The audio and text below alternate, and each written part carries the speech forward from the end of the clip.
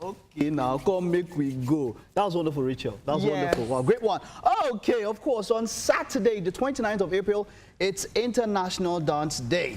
And so today on the show, there's a lot of history. Well, this is history class we're having today on the show. We'll have two very, very special people, two wonderful people, two people who are extremely important to the dance industry in Nigeria here. I've got MJ and Peter, but then they would introduce themselves as they want to be known. Guys, let's go. Okay, my name is Joseph Eziechine, popularly known as 4321 MJ.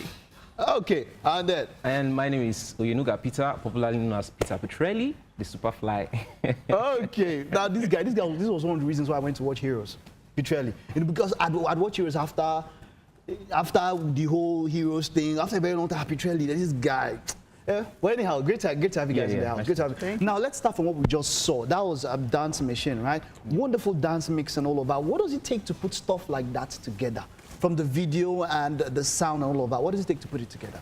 Well, basically, sound design is the ability to manipulate sound pieces, be it musical or tonal and non-tonal. Grammar. Let me tell you the basics. It's either you... Can't I Too much grammar, right? Okay.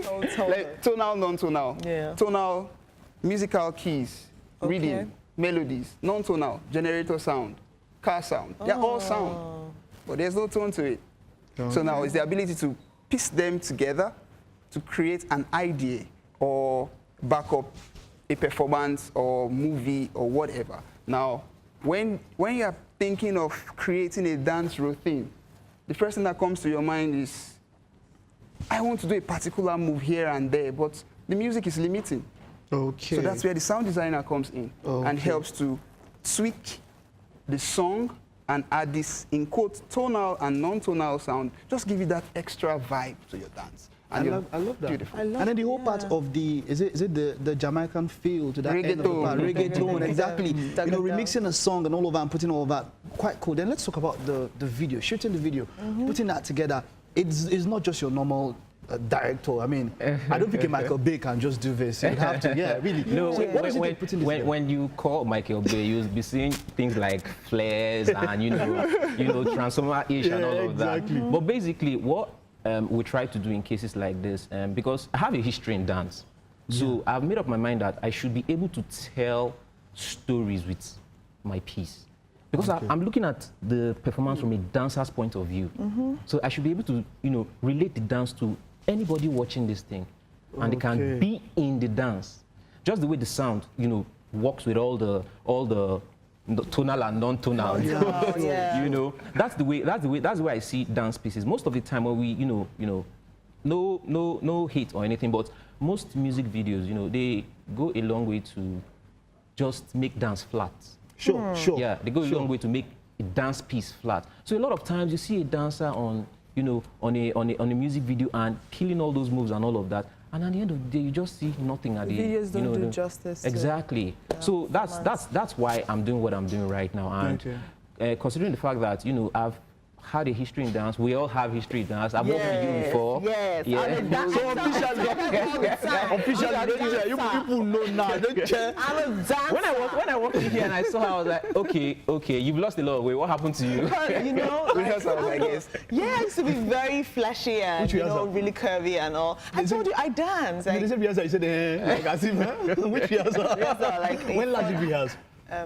Mentally. It depends. It could be like I'll be in front of my mirror and I see myself dancing in my head. And you physically? Yeah, physically I'm just standing, but I'm dancing in my head. So it depends. It's a mental kind of rehearsal. Now, how do you guys? Now let's see. Now you do the sound and you do the video. How do you guys work together? Do you tell him the idea what you want in the video first before he starts doing the sound, or does the sound get to the video? How do you guys work together? Let me do okay. All right. So basically, first of all, I've known this guy for a very long time, and we've worked together as a team, as a crew, so we've come a long way. He has been doing sound for quite a while. I've been doing video for quite some time. So what happens usually most of the time, when we see each other, he tells me, I have this idea for sound. This is how it is.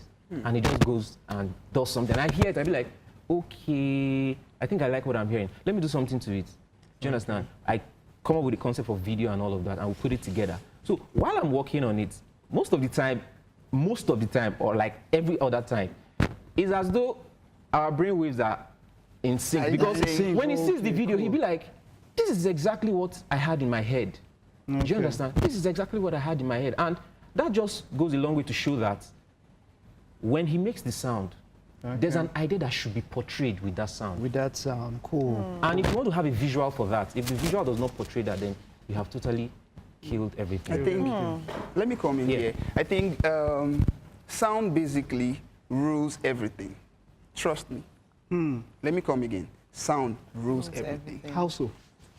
Let me not be churchy, but word, earth. You know where that is going to. So now, when you have an idea, it comes in a word, in your head.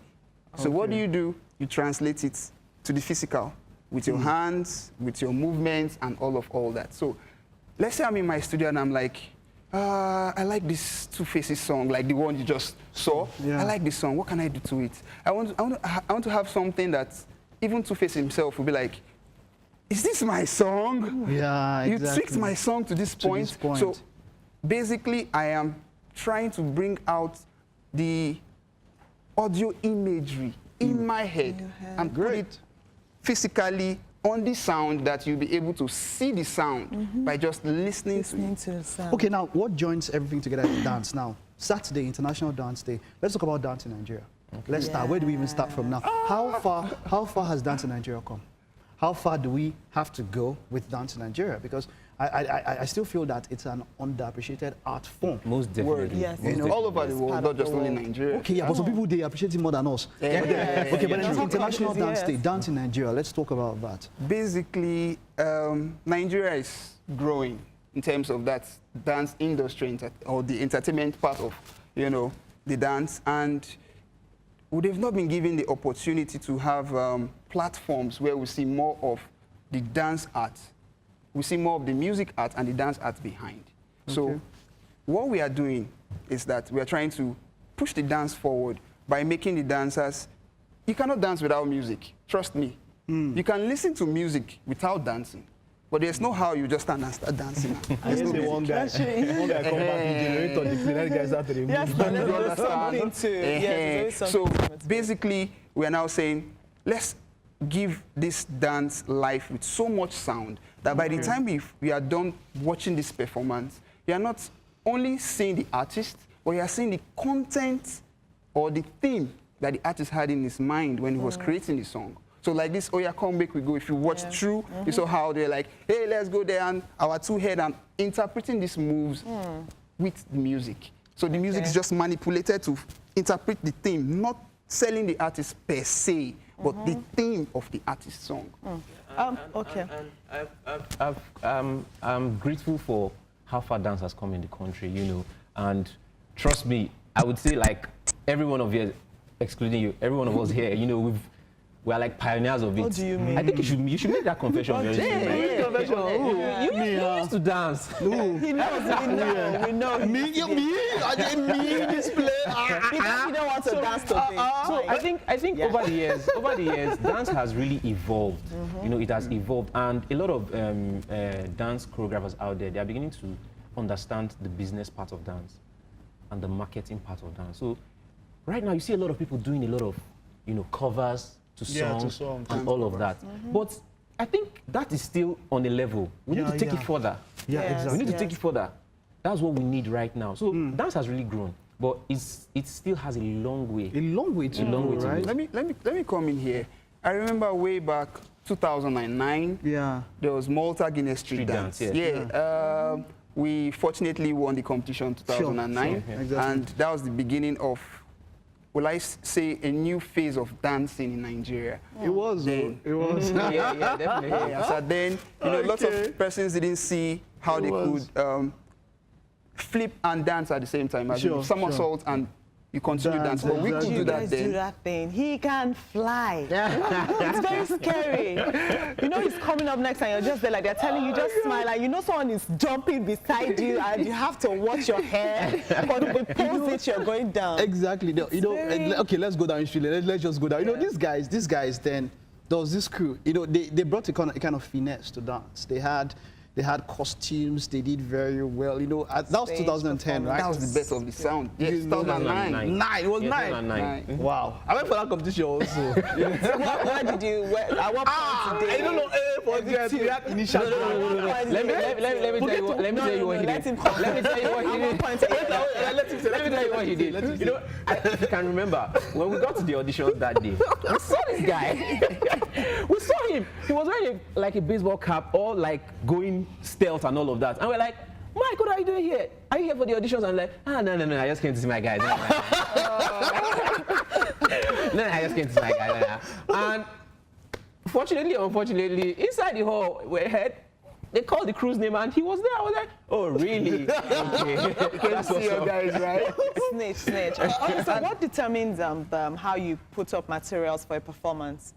Because when there's I remember then where we met, yeah. I know that you guys chose some dance moves or some routines based on the theme that you had. So now I want to know, is that how it works with every other performance or every other job that you guys get? Well, most of the time it's based on, sometimes it's based on what you want for yourself as the dance artist, but other times it's based on what the client or whoever you're performing for wants out of it. Exactly. So if you are working for yourself, then you can build your own concept, build your own story, work around your concept, do whatever you want to do. Just feel free, because dance is more of an expression. Everyone that performs expresses themselves. So if you are not free to express those emotions, then it's no longer dancing. You are just boxed up. And how long does it take to put a routine? Honestly, 1 minute of a piece can take as much as. Sorry, can I say something? Okay. We're actually running a concept called making music dance. Hashtag making music dance, because it's more of taking you through the journey of dance in 1 minute. Building a 1 minute routine, sister, trust me, you'll be on it for days. What's the longest you've ever taken to build a routine? What's the longest, let's say a 1 minute or 2 minute routine? What's the longest you've ever taken? Longest, say, every other day, not like every day, every other day, maybe like 2 months. Okay. Cool. And the shortest is like a 2 minute routine. Yeah. It takes as much as forever.